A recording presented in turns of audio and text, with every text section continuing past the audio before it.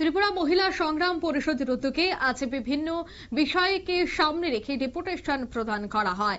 Police সদর দপ্তরের আধিকারিকের কাছেই দাবি দাওয়াকে কেন্দ্র করে ডেপুটেশন, যার মধ্যে হচ্ছে অন্যতম নারীদের সুরক্ষা, নাগরিক সুরক্ষা। প্রতিনিয়ত নারীদের উপর অত্যাচার সহ আর যেভাবে বিভিন্ন জায়গায় দেখা যাচ্ছে যে নারী নিরাপত্তাহীনতায় ভুগছে, এই বিষয়গুলিকে সামনে রেখেই আজ দেখা গেছে যে তারা পুলিশের সদর দপ্তরের আধিকারিকের কাছে একটি ডেপুটেশন প্রদান করেন। তাদের অভিযোগ যে নাগরিক সুরক্ষা নেই রাজ্যে, তাই নাগরিকদের সুরক্ষার দাবিতে এবং বিভিন্ন জায়গায় মহিলাদের পারিবারিক দিক দিয়ে বা সামাজিক দিক থেকে যেভাবে ক্ষতিগ্রস্ত হচ্ছে এবং নিরাপত্তাহীনতায় ভুগছে, সমস্তটা বিষয়ের ক্ষতিপূরণের দাবিতে পুলিশ সদর দপ্তরে আজ ডেপুটেশন প্রদান করে ত্রিপুরা মহিলা সংগ্রাম পরিষদ।